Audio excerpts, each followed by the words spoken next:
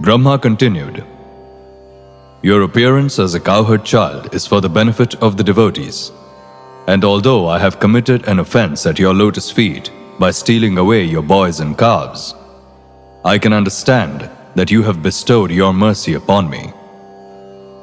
This shows your transcendental quality of being very affectionate toward your devotees. But in spite of your great affection for me, I cannot estimate the potency of your bodily activities. It is to be understood that when I, Lord Brahma, the Supreme Personality of this universe, cannot estimate the childlike body of the Supreme Personality of Godhead, then what to speak of others? And if I cannot estimate the spiritual potency of your childlike body, then what can I understand about your transcendental pastimes? Therefore, as it is said in the Bhagavad Gita, anyone who can understand a little of the transcendental pastimes, appearance and disappearance of the Lord becomes immediately eligible to enter into the kingdom of God after quitting the material body.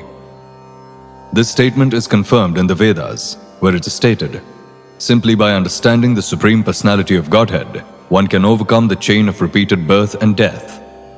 I therefore recommend that people should not try to understand you by their speculative knowledge.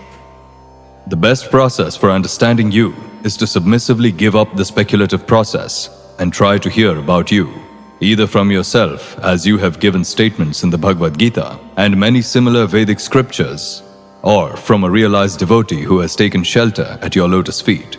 One has to hear from a devotee without speculation. One does not even need to change his worldly position. He simply has to hear your message. Although you are not understandable by the material senses, simply by hearing about you, one can gradually conquer the nescience of misunderstanding. By your own grace only, you become revealed to a devotee. You are unconquerable by any other means. Speculative knowledge without any trace of devotional service is simply a useless waste of time in the search for you. Devotional service is so important that even a little attempt can raise one to the highest perfectional platform. One should not, therefore, neglect this auspicious process of devotional service and take to the speculative method. By the speculative method, one may gain partial knowledge of your cosmic manifestation, but it is not possible to understand you, the origin of everything. The attempt of persons who are interested only in speculative knowledge is simply wasted labor, like the labor of a person who attempts to gain something by beating an empty husk of rice paddy. A little quantity of paddy can be husked by the grinding wheel, and one can gain some grains of rice. But if the skin of the paddy has already been beaten by the grinding wheel, there is no further gain in beating even a huge quantity of the husk. It is simply useless labor. My dear Lord, there are many instances in the history of human society where a person, after failing to achieve the transcendental platform, engaged himself in devotional service with his body, mind, and words, and thus attained the highest perfectional state of entering into your abode. The processes of understanding you by speculation or mystic meditation are all useless without devotional service. One should therefore engage himself in your devotional service, even in his worldly activities.